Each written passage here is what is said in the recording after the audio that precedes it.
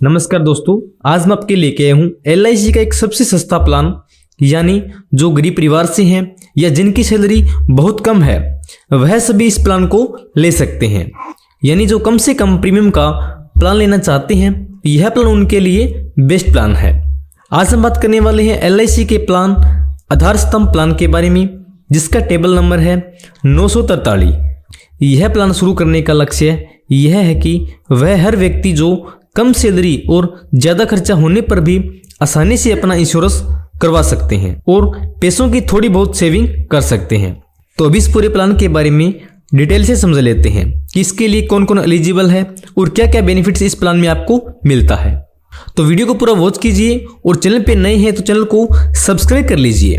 तो सबसे पहले हम बात कर लेते हैं इसकी एलिजिबिलिटी के बारे में और इसकी कंडीशंस के बारे में। तो सबसे पहले है आपकी एज, यानी किस एज का व्यक्ति यह प्लान ले सकता है। तो इसमें जो मिनिमम एज है वह 8 इयर्स होनी चाहिए और मैक्सिमम एज है वह 55 इयर्स इसमें होनी चाहिए। यानी जिनकी आयु 8 साल से लेकर 55 साल के बीच की है वह सभी इस प्लान को ले सकते हैं।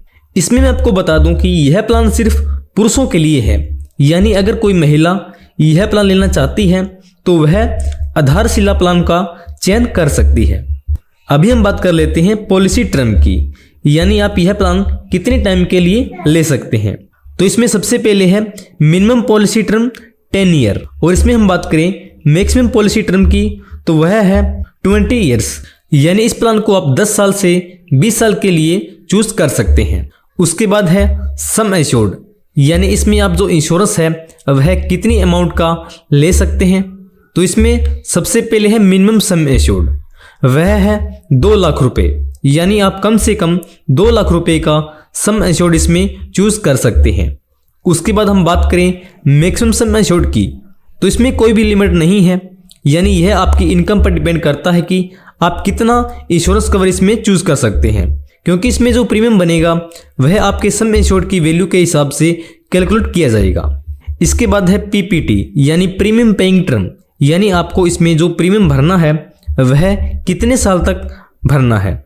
जो आपको इसमें 10 साल से 20 साल तक दिया गया है उतने साल तक ही आपको प्रीमियम पे करना होता है। यानी एग्जांपल के तौर पे मान लीजिए आपने 10 साल के लिए प्लान लिया है तो इसमें आपको 10 साल तक ही प्रीमियम भरना है। उसके बाद प्रीमियम कंप्लीट होते ही आपको उसकी सारी मैच्योरिटी मिल जाती है। तो अभी हम इस पूरे प्लान को एग्जाम्पल से समझ लेते हैं ताकि आप इस पूरे प्लान को अच्छे से समझ सकें। तो एग्जाम्पल के तौर पे मान लीजिए आपकी जो एज है वह 20 साल है और आपने 20 साल के लिए ही पॉलिसी टर्म चूज किया है और इसमें जो सम एश्योर्ड है वह आपने 2 लाख रुपए चूज किया है। तो इसमें आपको आपकी 40 साल की एज तक प्रीमियम भरना है। यानी 20 साल की आपकी एज हो चुकी है और आगे 20 साल आपने इसमें प्रीमियम भरना है। तो 40वें साल ही आपको जो मैच्योरिटी है वह सारी मिल जाती है। इसमें आपको पहले साल ईयरली के 8,123 रुपये, हाफ ईयरली यानी 6 महीने के 4,103 रुपये, क्वार्टरली के यानी 3 मंथ के लिए यहाँ पे आपने 2,071 रुपये और मंथली के इसमें आपने 691 रुपये भरने हैं। उसके बाद बाकी के 19 साल तक आपने ईयरली के 7,948 रुपये, हाफ ईयरली के 3,926 रुपये और क्वार्टरली 1,982 रुपये और मंथली के इसमें आपने सिर्फ 676 रुपये ही भरने हैं। यानी आप मंथली पेमेंट करना चाहते हैं तो आपको महीने के सिर्फ 676 रुपये ही भरने हैं, जो डेली के हिसाब से लगभग 22 रुपये बनते हैं। और यह जो प्रीमियम है यह आप अपनी मर्जी के हिसाब से ईयरली यानी हर साल, हाफ ईयरली यानी 6 माही, क्वार्टरली यानी हर 3 महीने बाद, या आप मंथली यानी हर महीने जो प्रीमियम है वह भर सकते हैं। यानी अगर आप सैलरी पर काम करते हैं तो आप मंथली प्रीमियम पे भर सकते हैं और अगर आप खेती बाड़ी का काम करते हैं तो आप 6 माह की किस्त इसमें भर सकते हैं।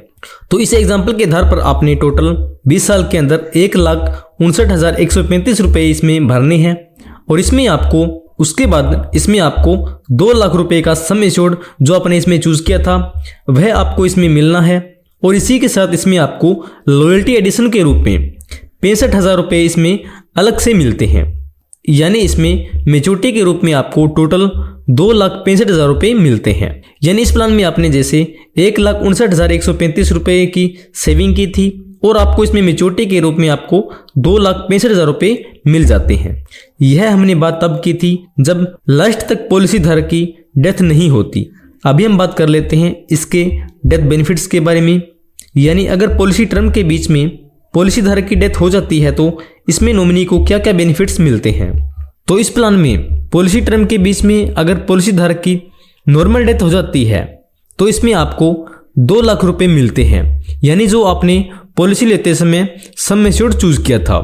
और अगर पॉलिसी धारक की एक्सीडेंटल डेथ हो जाती है, यानी सड़क दुर्घटना से अगर डेथ हो जाती है, तो इसमें सम एश्योर्ड का 2 गुना, यानी पॉलिसी धारक के नॉमिनी को यहाँ पर 4 लाख रुपए डेथ बेनिफिट के रूप में मिलते हैं। तो जब भी आप यह प्लान लें तो इसमें एक्सीडेंटल डेथ राइडर जरूर ऐड करवाएं।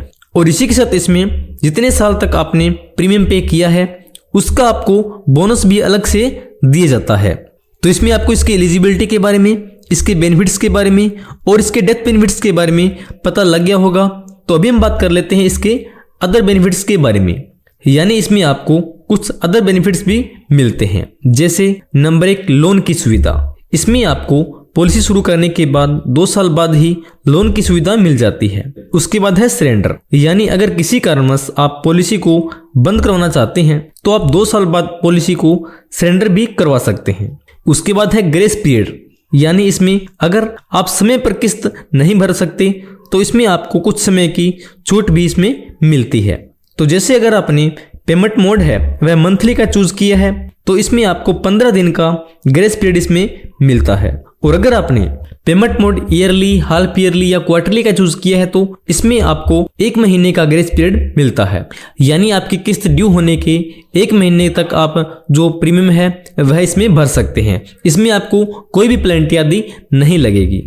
और इसी के साथ इसमें आपको टैक्स बेनिफिट भी मिलता है, यानी इसमें जो आपको मेच्योरिटी मिलनी है या डेथ बेनिफिट मिलना है वह टैक्स फ्री होता है। तो इस वीडियो में मैंने आपको LIC के आधार स्तंभ प्लान के बारे में बताया है। तो यह आपको अच्छे से समझ आ गया होगा और आप फाइनेंशियल से जुड़ी और भारत में चलने वाली किसी भी स्कीम्स के बारे में डिटेल से जानना चाहते हैं तो चैनल को विजिट कर सकते हैं। और चैनल पर नए हैं तो चैनल को सब्सक्राइब कर लीजिए और बेल आइकन को प्रेस कर लीजिए ताकि आपको आने वाली हर नई अपडेट समय समय पर मिल सके। जय हिंद, जय भारत।